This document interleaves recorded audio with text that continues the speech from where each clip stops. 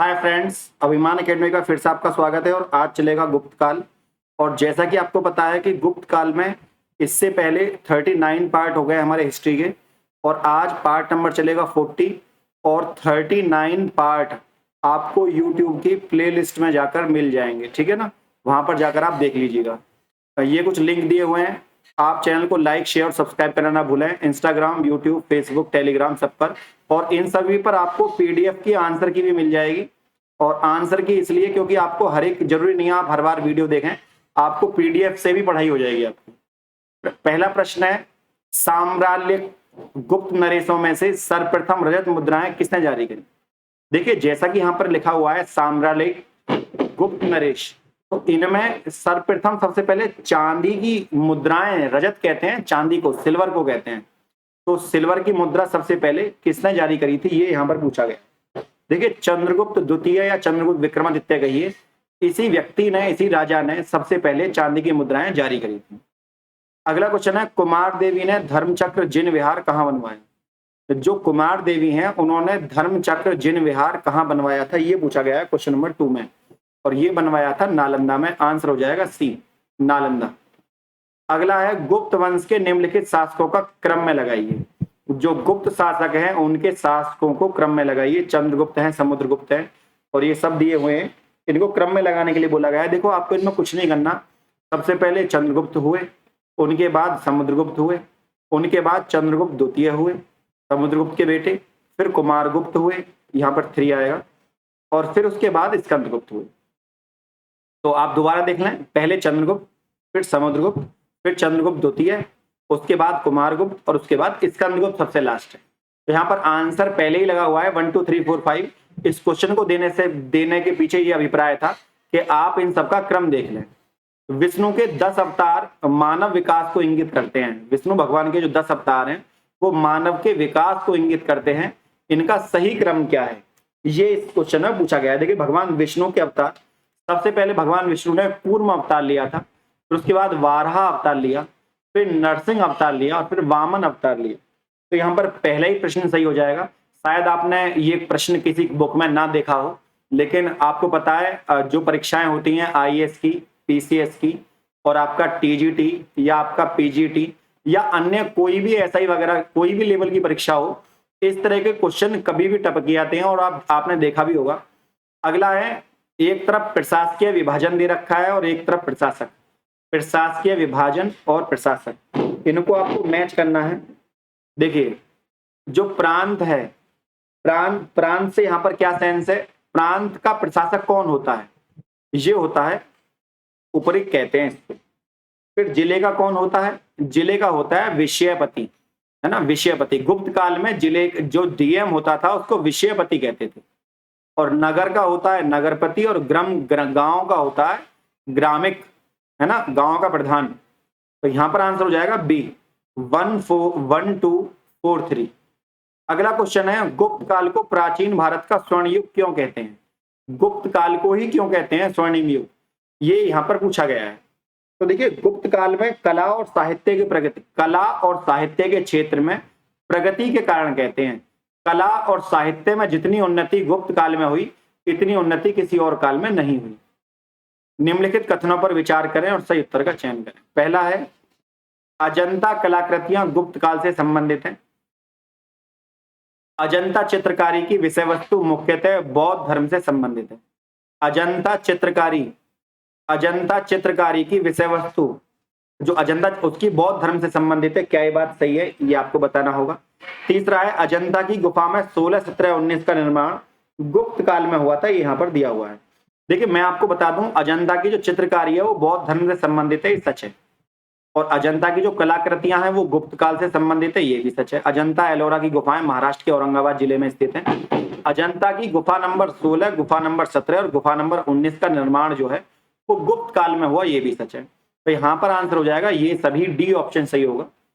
आपको इनमें से बताना है कौन सा जोड़ा सही नहीं है। देखिए, महाबलाधिकृत जो है वो सेनापति को कहते थे, महादंड नायक न्यायाधीश को कहते हैं, आज भी और पहले भी, है ना। और देखिए, महाअश्वपति, घोड़े, अश्व लिखा हुआ है तो घोड़ा आएगा ना कि गज, है ना, वो गजपति है, तो ये गलत हो जाएगा यहाँ पर। और महाअक्षपटलिक जो कहते हैं वो लेखा विभाग का सर्वोच्च अधिकारी होता है।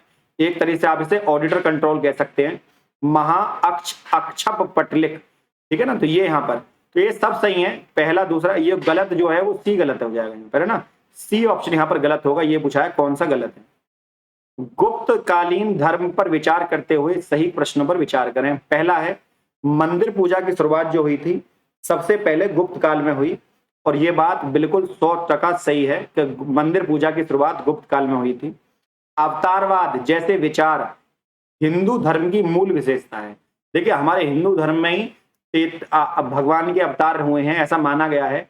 जैसे भगवान विष्णु के अवतार भगवान राम हुए, फिर है ना, फिर कृष्ण हुए, फिर राम हुए, तुमने सुना होगा ये सब चीजें। तो ये सब ये जो है ये दोनों ही सही हैं। तो इसका मतलब है यहाँ पर सही जो होगा वो होगा पहला और दूसरा दोनों सही है। सी ऑप्शन यहाँ पर करेक्ट है। गुप्त काल में गुजरात, बंगाल, दक्कन और तमिल राष्ट्र में स्थित केंद्र किससे संबंधित थे? गुप्त काल में गुजरात, बंगाल, दक्कन और तमिल राष्ट्र में स्थित केंद्र किससे संबंधित थे? ये क्वेश्चन नंबर 10 में यहाँ पर पूछा गया है। देखिए ये सब जो है गुजरात, बंगाल, दक्कन और तमिल, ये सब कपड़े वस्त्र उत्पादन के लिए जाने जाते थे। तो यहाँ पर जो आंसर हो जाएगा, मैं क्षमा चाहता हूं, इसको दोबारा करेक्ट कर देता हूं मैं, ठीक है। यहां पर पूछा गया था कि गुप्त काल में ये जो केंद्र है ये देखिए वस्त्र उत्पादन के लिए सही हो जाएगा, और यहां पर आंसर हो जाएगा पहला। अगला पॉइंट है, निम्नलिखित को सही क्रम में बताइए कौन सा है। एक तरफ दिखे हुए हैं स्थल और एक तरफ दिए हुए हैं मंदिर। देखिए इससे आपको 4 प्रश्नों की तैयारी एक ही क्वेश्चन में हो जाएगी, ठीक है ना। देखिए तेगवा का जो मंदिर है, तेगवा जो मंदिर है वो जबलपुर में जो स्थित है वो भगवान विष्णु का है, ये बात करेक्ट है। खोहो जो मंदिर है नागौद में, ये भगवान शिव का मंदिर है, ये भी करेक्ट है। देवगढ़ झांसी में जो मंदिर है दशावतार का मंदिर है, और ये यूपी की कोई भी अभ्यर्थी जो यूपी उत्तर प्रदेश से बिलोंग करता है उसके लिए काफी इंपोर्टेंट है दशावतार मंदिर यूपी में। और सिरपुर जो मंदिर है वो लक्ष्मण का मंदिर है। सिरपुर का जो मंदिर है वो लक्ष्मण का मंदिर है, सिरपुर में जो स्थित है। तो यहाँ पर जो इसका आंसर हो जाएगा निसंदेह ही ए हो जाएगा। ए मतलब 1 2 3 4। अगले प्रश्न पर चलते हैं। गुप्त युग में भू राजस्व की दर क्या थी? जो गुप्त युग है उसमें भू राजस्व की दर क्या थी? मतलब गुप्त काल में जो लैंड टैक्स था, लैंड टैक्स का मतलब है जमीन से आने वाला पैसा, वो कितना था, ये इस प्रश्न में पूछा गया। देखिए उपज का छठा भाग जो होता था, मतलब छठा हिस्सा, छठवां, तो उपज का छठा हिस्सा यहाँ पर बी आंसर हो जाएगा। अगला क्वेश्चन है, निम्नलिखित में से सही कथन का चयन करें। गुप्त सम्राट स्वयं के लिए दैवीय अधिकारों का दावा करते थे, ये यहां पर लिखा हुआ है, तो ये बात तो करेक्ट है। उनका प्रशासन नितांत केंद्रीकृत था, ये गलत है। गांव के प्रधानों को भी उन्होंने ताकत दे रखी थी, ये गलत हो जाएगा। पूर्णतः केंद्रीकृत नहीं था। उन्होंने भूमि दान की परंपरा का विस्तार किया, ये भी सच है, भूमि दान करते थे। तो पहला और तीसरा यहां पर सही हो जाएंगे और आंसर हो जाएगा सी। अगला प्रश्न है, शतरंज का खेल भारत में गुप्त कला के दौरान उद्भूत हुआ, ये बात करेक्ट है। प्रारंभ में इसे चतुरंग नाम से जाना जाता था, चतुरंग जिसमें 4 रंग हो, ऐसा इसमें नाम दिया गया था इसको। भारत से यह ईरान और उसके बाद ये यूरोप गया। शतरंज का 10, ये जो चेस का गेम है ना। तो यहां पर आंसर हो जाएगा ये सभी, आंसर हो जाएगा डी, ये सभी। अगला क्वेश्चन है, प्राचीन भारत का नेपोलियन किसे कहते हैं? प्राचीन भारत का पूछा गया है। आप इस प्रश्न पर ध्यान देना क्योंकि कई बार ऐसा होता है। देखिए प्राचीन भारत का जो नेपोलियन है, नेपोलियन बोनापार्ट जर्मनी का शासक रहा है, 4.5 फुट लंबाई, लेकिन कभी हारा नहीं। सिकंदर के बाद दूसरा ऐसा व्यक्ति था जो कभी हारा नहीं, ठीक। और इसके बारे में एक बात बहुत प्रचलित है, मैं आपको बताना चाहूंगा। ये कहता था कि यदि 4 सैनिकों को मुझसे लड़ा दिया जाए, तो जब वो सैनिक हार जाते हैं मुझसे, जब वो हार जाते हैं चारों सैनिक, लेकिन मेरा युद्ध तब शुरू होता है जब 4 सैनिक और नए आते हैं, तब मेरा युद्ध वहां से शुरू होता है। इसका मतलब है पहले जो 4 सैनिक हारे थे वो तो केवल वार्म अप है, यहां तक तो सब लड़ते ही हैं, मुझे वहां लड़ना है जहां लोग थक जाते हैं। तो ये नेपोलियन बोनापार्ट की लाइन है, और इस सवाल का उत्तर हो जाएगा समुद्रगुप्त। समुद्रगुप्त ने भी भारत में दक्षिण को जीतने वाला पहला राजा था। रचनाकार हैं और उनके रचना है, ये आपको क्वेश्चन बताना है। देखिए मैंने आपको एक एक क्वेश्चन में 4-4 क्वेश्चन दिए। आर्यभट्ट ने रचना करी है आर्यभट्टियम की, धन्वंतरी ने रचना करी है नवनीतकम की, ब्रह्मगुप्त ने रचना करी है ब्रह्म सिद्धांत की, और वारामिहिर ने रचना करी है पंच सिद्धांतिका की। आंसर हो जाएगा ए। 1 2 3 4 ये चारों ही सही हैं। अगला क्वेश्चन है बाल विवाह की प्रथा कब आरंभ हुई? देखिए बाल विवाह का मतलब है बच्चे की विवाह, और ये हुई थी गुप्त काल में आरंभ। गुप्त काल से पहले बाल विवाह हमारे यहाँ नहीं थे। चीनी यात्री फाइयान के भारत यात्रा के संबंध में, जब चीनी यात्री आए थे फाइयान, भारत यात्रा के संबंध में निम्नलिखित कथनों में से कौन सा सही नहीं है? पहला पॉइंट है वह चंद्रगुप्त द्वितीय के शासनकाल में भारत आया था। आपको बताना है कौन सा सही नहीं है। तो ये बात तो करेक्ट है कि वह चंद्रगुप्त द्वितीय के शासनकाल में भारत आया। उसका उद्देश्य बौद्ध धर्म के पवित्र स्थानों की यात्रा थी, ये बात भी सच है। वह जलमार्ग से आया था, ये भी सच है। वह संपूर्ण भारत का भ्रमण कर वापस अपने देश गया। वो पूरे भारत का भ्रमण उसने नहीं करा, ये गलत हो जाएगा। आंसर हो जाएगा इसका डी, ये सही नहीं है, चौथा। अगला क्वेश्चन है गुप्त काल में राज्य की आमदनी का मुख्य स्रोत जो था वो क्या था? मुख्य स्रोत पूछा गया है गुप्त काल में आमदनी का। देखिए गुप्त काल में भूमि पर जो लगने वाला टैक्स था, है ना, भूमि कर, इससे सबसे ज्यादा आय होती थी। कला के किस क्षेत्र में गुप्त काल की में असाधारण उन्नति हुई? वास्तुकला, मूर्तिकला और चित्रकला या मुद्रकला, यहाँ पर पूछा गया है। देखिए चित्रकला में, इसलिए चित्रकला का स्वर्णिम युग कहा जाता है गुप्त काल को, और आंसर हो जाएगा यहाँ पर सी। अगला प्रश्न है मेहरौली का लौह स्तंभ किस शासक ने बनाया? मोस्ट वेरी इंपॉर्टेंट क्वेश्चन है। मेहरौली का जो लौह स्तंभ है वो किसने बनवाया? देखिए अशोक, समुद्रगुप्त, चंद्रगुप्त और हर्ष, जैसा कि यहाँ पर दिया हुआ है। तो देखिए यहाँ पर जो क्वेश्चन है, इस प्रश्न का उत्तर हो जाएगा चंद्रगुप्त। कभी कभी चंद्रगुप्त द्वितीय या चंद्रगुप्त विक्रमादित्य के नाम से भी ये आता है। तो आपको इसको याद कर लेना है कि चंद्रगुप्त के समय में ये बना था, और इसकी विशेषता ये है कि इस पर आज तक कभी भी जंग नहीं लगा। लोहे में इस तरह से इसको गर्म करके बनाया गया कि आज तक वैज्ञानिक भी आश्चर्यचकित है कि इसमें आज तक जंग नहीं लगा है, कभी छीण नहीं हुआ है लोहे का स्तंभ। उस जमाने का इंजीनियरिंग कितनी शुद्ध रही होगी, आपको ये इस बात में जानकर हैरानी होगी। आपको 4 जगह दी हुई हैं और उनसे संबंधित भूमि दी हुई है। आपको बताना है कौन सी भूमि किसे कहते हैं। देखिए क्षेत्र का मतलब हो जाएगा खेती के लिए उपयुक्त भूमि, खेती के लिए उपयुक्त भूमि क्षेत्र। वास्तु का मतलब है निवास करने योग्य भूमि, निवास कर। खिल का मतलब है नहीं जोती जाने वाली भूमि, नहीं जोती जाने वाली भूमि। और अप्रहत का मतलब है जंगली भूमि, अप्रहत का। तो यहाँ चारों ही सही हो जाएंगे, 1 2 3 4। आंसर हो जाएगा यहाँ पर ए, 1 2 3 4। अगला प्रश्न है गुप्त काल के इतिहास प्रसिद्ध ज्योतिषीय आर्यभट्ट प्रथम के संदर्भ में विचार करें। आर्यभट्ट का जन्म पाटलिपुत्र में 476 ईसा पूर्व में हुआ था। और दूसरा पॉइंट है पौलिया और रोमक जैसे ज्योतिष सिद्धांत आर्यभट्ट के द्वारा दिए गए हैं। तो देखिए इसमें जो दूसरा पॉइंट है ये गलत हो जाएगा, और पहला पॉइंट सही है कि आर्यभट्ट का जन्म पटना में हुआ था 476 ईस्वी में, और इस प्रश्न का आंसर हो जाएगा ए।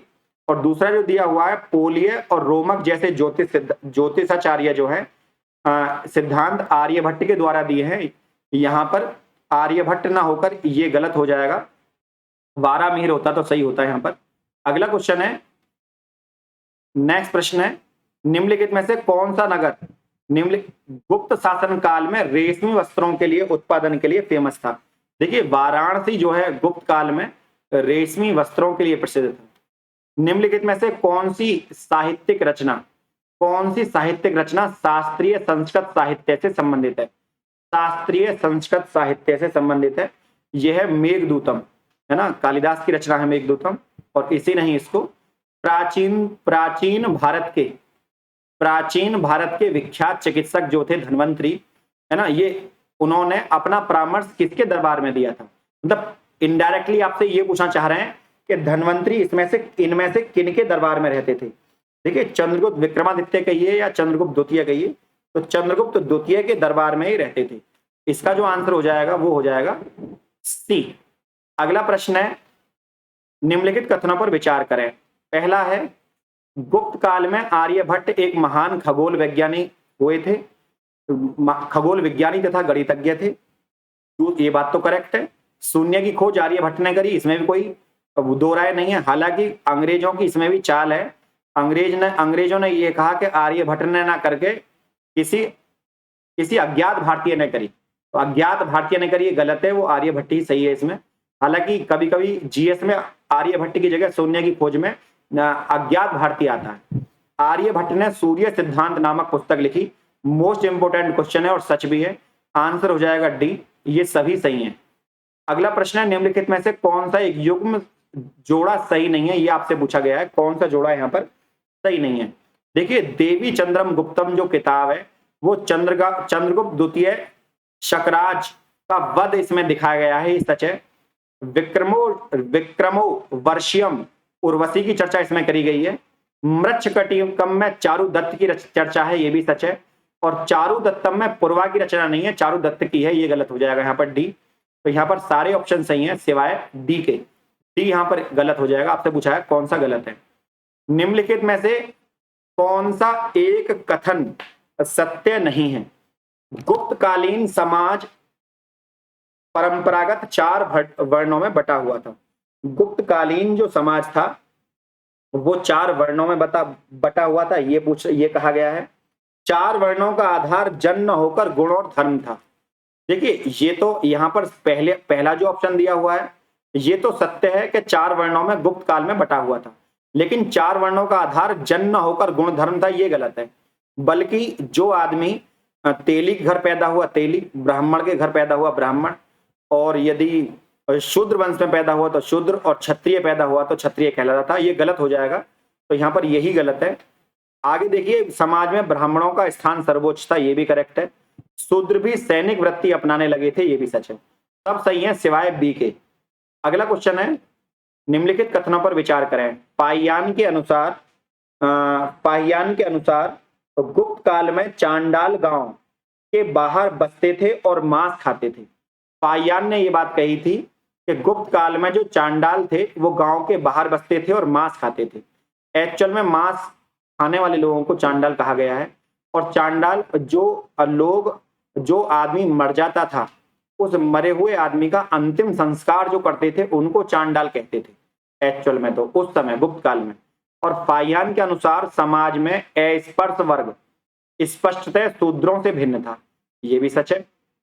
और गुप्त काल में दास प्रथा प्रचलित थी, स्लेवरी सिस्टम था, ये भी सच है। तो आंसर हो जाएगा ये सभी सत्य हैं। अगला है, निम्नलिखित में से किस स्रोत से गुप्त काल में सूर्य पूजा का उल्लेख नहीं मिलता? मतलब इन सब में सूर्य पूजा का उल्लेख है सिवाय किसके? देखिए, मंदसौर अभिलेख में भी सूर्य पूजा है, इंदौर ताम्रपत्र में भी है, मंदसौर मंदिर में भी है, लेकिन एरण अभिलेख जो है ये यहाँ पर गलत हो जाएगा। एरण अभिलेख में सूर्य पूजा का वर्णन नहीं है। गर्भगृह, दलान, सभा भवन, शिखर युक्त छतों का निर्माण किस शैली में हुआ? गर्भगृह, दलान, सभासद, दलान कहते हैं आंगन को, और शिखर युक्त ऊंची ऊंची चोटियां मंदिरों की बनती थी, तो ये इस पर झंडा फहरता था। तो ये इस तरह की जो चर्चा है वो कहाँ से की गई है, ये यहाँ पर पूछा गया है। तो देखिए, ये जो शैली थी पहले भी और आज भी, इस शैली को बोलते हैं नागर शैली। नागर शैली, यहाँ पर आंसर हो जाएगा ए। अगला प्रश्न है, गुप्त काल में हिंदू धर्म के किन पक्षों का विकास हुआ है? हिंदू धर्म में किन पक्षों का विकास हुआ है? मूर्ति उपासना का केंद्र बन गई, सच है, आज भी मूर्ति की पूजा करते हैं। यज्ञ का स्थान उपासना ने ले लिया, पूजा पाठ ने। वैष्णव और शैव धर्म में समन्वय हुआ, तो आंसर हो जाएगा ये सभी सत्य हैं। अगला है, गुप्त काल में वाराहमिहिर ने प्रसिद्ध पुस्तक वृहद संहिता की रचना करी थी। गुप्त काल में वाराहमिहिर ने प्रसिद्ध पुस्तक वृहद संहिता की रचना करी थी। यह किस विषय पर आधारित है, यहाँ पर पूछा गया है। देखिए, वृहद संहिता जो है ये खगोल विज्ञान की किताब है, और आंसर यहाँ पर हो जाएगा ए। और इसके रचयिता थे वाराहमिहिर ने इसको लिखा है। इसके लेखक पाहियान ने निम्नलिखित में से किन शहरों का लगभग उजड़ी अवस्था में पाया। उजड़े हुए पाषाण जब घूम रहा था भारत में तो उसने उजड़ा हुआ किस किस को पाया? तो देखिए यहां पर अलग अलग ऑप्शन दिए हुए हैं। वो तक्षशिला में गया, उसने इसको उजड़ा हुआ पाया। वह मथुरा में गया, इसको भी उजड़ा हुआ पाया। कपिलवस्तु में गया, इसको भी उजड़ा हुआ पाया। और कुशीनगर तो बिल्कुल ही उजड़ा हुआ था। आंसर हो जाएगा सी 1 2 3 4। आपको यह भी पता लग गया होगा कि पाषाण ने इन चारों जगह की यात्रा करी थी, तक्षशिला की, मथुरा की, कपिलवस्तु की और कुशीनगर की। अगला क्वेश्चन है, गुप्त शासकों द्वारा जारी किए गए अधिकांश सिक्के किस धातु के थे? गुप्त साल में सिक्के ज्यादातर देखिए सोने के थे, सोने के सिक्के गुप्त काल में, और सातवाहनों के समय शीशे के सिक्के। अगला है, हूणों का उल्लेख किस अभिलेख में हुआ है? हूणों का अभिलेख हुआ है स्कंद गुप्त के भीतरी स्तंभ लेख में, स्कंद गुप्त के भीतरी अभिलेख में। अगला है, कथन दिया हुआ है कि गुप्त राजाओं के राजाश्रय में वैष्णव धर्म लोकप्रिय और चरम सीमा पर पहुंच गया। दूसरा है, स्कंद गुप्त का जो जूनागढ़ अभिलेख है तथा बुद्ध गुप्त का जो ईरण स्तंभ लेख है विष्णु की स्तुति से संबंधित है, ये गलत हो जाएगा। देखिए ये सही है, ये भी सही है और ये भी सही है, लेकिन इसमें गुप्त राजाओं का वर्णन इस वाले एलिमेंट नहीं है। इसका मतलब है कथन और कारण तो दोनों सही हैं, परंतु कारण कथन की व्याख्या नहीं करता। तो यहां पर आंसर हो जाएगा बी। मतलब जो बी पॉइंट, जो कंक्लूजन है वो जस्टिफाई नहीं करता, एक्सप्लेन नहीं करता स्टेटमेंट को। गुप्त राजाओं का शासनकाल आर्थिक दृष्टि से समृद्धि और संपन्नता का काल माना जाता है। ये बात तो करेक्ट है, क्योंकि गुप्त राजाओं का जो शासनकाल है वो आर्थिक दृष्टि से समृद्ध और संपन्न था। गुप्त काल में आर्थिक जीवन की कुछ झलक हमें पाषाण से मिलती है, ये भी सच है। देखिए बात तो दोनों सच है, लेकिन समृद्ध और संपन्न क्यों था ये बात कारण में नहीं लिख रही है। तो कथन और कारण तो दोनों सही है, परंतु कारण कथन की सही व्याख्या नहीं करता, और यहां पर आंसर हो जाएगा बी पॉइंट। कथन और कारण दोनों सही है और कथन कारण की सही व्याख्या नहीं करता है। अगला प्रश्न है, गुप्त चित्रकला के संदर्भ में निम्नलिखित कथनों पर विचार करें। अजंता की चित्रकला मुख्यतः धार्मिक विषयों पर आधारित थी, ऐसा यहां पर कहा गया है। और दूसरा पॉइंट यहां पर हो जाएगा, बाघ के चित्रों में मानव के लौकिक जीवन की झांकी मिलती है। ये दोनों ही करेक्ट है, आंसर हो जाएगा 1 और 2। मैं एक बार आपको इसे दोबारा दिखा देता हूं। अजंता की चित्रकला मुख्यतः धार्मिक और धार्मिक विषयों पर आधारित थी। सच है, धर्म को लेकर इसमें बताया गया अजंता में। बाघ के चित्रों में मानव के लौकिक जीवन की इसमें आकृति मिलती है, दोनों ही सही हो जाएंगे। अगला है, गुप्त कालीन सामाजिक संरचना में कौन सी बात गलत है? आपने गुप्त काल का सामाजिक संरचना पढ़ी होगी, इसमें से कौन सी बात गलत है ये इस प्रश्न में पूछा गया है। देखिए इसमें उपजातियों की संख्या बढ़ी, करेक्ट है। बौद्ध ग्रंथों में क्षत्रियों को वर्ण व्यवस्था का शीर्ष माना गया, ये भी करेक्ट है, क्योंकि बौद्ध ग्रंथों में ब्राह्मणों से ऊपर क्षत्रियों को माना था। और गुप्त शासक वैश्य वर्ण से जुड़े थे। कायस्थों का उल्लेख मनुस्मृति में, ये गलत हो जाएगा, मनुस्मृति में कायस्थों का उल्लेख नहीं है, तो यहाँ पर पहला ही ऑप्शन गलत हो जाएगा, डी ऑप्शन गलत हो जाएगा। ये कह रहे हैं गुप्त प्रशासन में निम्नलिखित में से कौन सी छोटी इकाई थी? सबसे छोटा इनमें से किसको कहते थे? देखिए जो पेट था, पेट सबसे छोटा क्षेत्र था, है ना। फिर पंचमढ़ी, भुक्ति, फिर विषय आता था। अगला क्वेश्चन है, चंद्रगुप्त द्वितीय के 9 रत्नों में कौन शामिल था? कौन शामिल है इनमें से आपको ये बताना है। देखिए छपड़क, शंकु, घटपरक, घटक परर और वरुर रुचि, है ना, वरुरचि, तो ये चारों ही शामिल थे। आंसर हो जाएगा यहां पर ये सभी। देखिए घटकर पर पानी वाले, छपड़क, धोबी, शंकु अलग अलग राज्य क्षेत्र से जुड़े हुए अलग अलग लोग हैं। तभी आप सोचो कौन आदि मानवों के नाम लिख रखे हैं।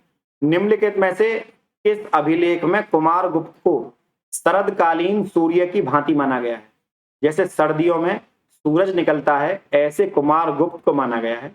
ये बात कौन से अभिलेख में लिख रही है, ये यहां पर पूछा गया है। देखिए ये बात लिख रही है तुमैन अभिलेख में। तुमैन अभिलेख आंसर हो जाएगा यहां पर ए। अगला क्वेश्चन है, गुप्त साम्राज्य का संस्थापक किसे माना जाता है?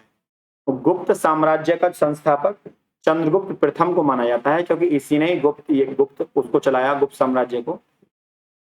सही उत्तर का चयन करें। तोरमार हूणों का प्रथम शासक था, तोरमार हूणों का प्रथम शासक था, बात करेक्ट है। और हूण ऐसी जाति थी जो आदमियों के आंख नाक कान काटकर पेड़ों पर टांग देते थे। धन्य विष्णु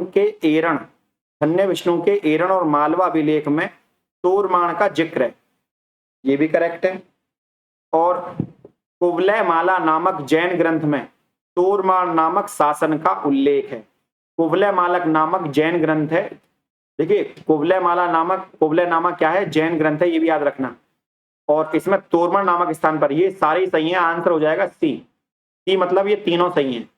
गुप्तों के पतन के पश्चात निम्नलिखित में से किन किन राजवंशों का उदय हुआ। देखिए यहाँ पर वल्लभी के मैत्र दिए हुए हैं और धन्वंतरी के मौखरी दिए हुए हैं, कन्नौज के मौखरी दिए हुए हैं, थानेश्वर के वर्धन और बंगाल के गौण। देखिए उपरोक्त क्वेश्चन में आपको बता दें कि सभी सही हैं। गुप्तों के बाद ये सब आए, वल्लभी, नरेश भी आए, थानेश्वर में प्रभाकर वर्धन, राज्यवर्धन, हर्षवर्धन, उनकी बहन राजश्री सब आए। कन्नौज के मौखरी वंश भी आए, ग्रहवर्मन, जिसके साथ हर्षवर्धन की बहन राजश्री की शादी हुई थी। और बंगाल के गौण शासक भी आए, जिसमें शशांक था, जिसने उसकी हत्या कर दी थी ग्रहवर्मन की। तो यहाँ चारों ही ऑप्शन सही हो जाएंगे और आंसर हो जाएगा ये सभी। अगला क्वेश्चन है, अंतिम गुप्त शासक कौन था। अंतिम गुप्त शासक यहाँ पर पूछा गया है। देखिए अंतिम गुप्त शासक था विष्णुगुप्त तृतीय। विष्णुगुप्त तृतीय अंतिम गुप्त शासक था, आंसर हो जाएगा इसका ए। अगला क्वेश्चन है, निम्नलिखित कथनों पर विचार करें और सही उत्तर का चयन करें। गुप्त काल में अनेक पद एक ही व्यक्ति को सौंपे जाने लगे थे, है ना। और दूसरा पॉइंट है, ये बात करेक्ट है कि गुप्त काल में जैसे अब हमारे प्रधानमंत्री के पास कम से कम भी 7 से 8 वो विभाग होते हैं। अब क्योंकि रीजन ये है कि जो टोटल नंबर है उसका 15% ही मंत्री परिषद हो सकता है, इसलिए कामंडक के नीति सार में मंत्रियों और अमात्यों के बीच के अंतर को स्पष्ट किया। मतलब जो मंत्री और अमात्य एक तरह से क्या होता था, अमात्य एक तरीके से फाइनेंस मिनिस्टर को बोलते थे। जो फाइनेंस मिनिस्ट्री संभालते थे उनको अमात्य कहा जाता था। और मंत्री आप जानते हैं, दोनों ही सही हो जाएगा, आंसर हो जाएगा यहाँ पर सी। ये कह रहे हैं अमर कोश के शिक्षिकाओं के लिए कौन सा शब्द नहीं है। अमर कोश में शिक्षिकाओं के लिए, जो टीचर्स होती थी, उनके लिए कौन सा शब्द नहीं है, ये आपको बताना है। तो देखिए यहाँ पर जो अध्यापिका शब्द है, उपाध्याय है, उपाध्यायी है, आचार्य है, अध्यापिका शब्द पहले नहीं था, ये गलत हो जाएगा, अमर कोश में इसका जिक्र नहीं है। और नालंदा विश्वविद्यालय के संस्थापक कौन थे, इंपोर्टेंट क्वेश्चन है ना। नालंदा विश्वविद्यालय के संस्थापक कौन थे, और ये थे कुमारगुप्त। आपको कमेंट में ये बताना है कि कुमारगुप्त ने किसकी रचना करी थी, ठीक है, ये आप कमेंट बॉक्स में लिखना ना भूलें। फ्रेंड यदि आज की वीडियो आपको अच्छी लगी तो वीडियो को लाइक, शेयर और चैनल को सब्सक्राइब करना ना भूलें। आज के लिए इतना ही। जय हिंद, जय भारत।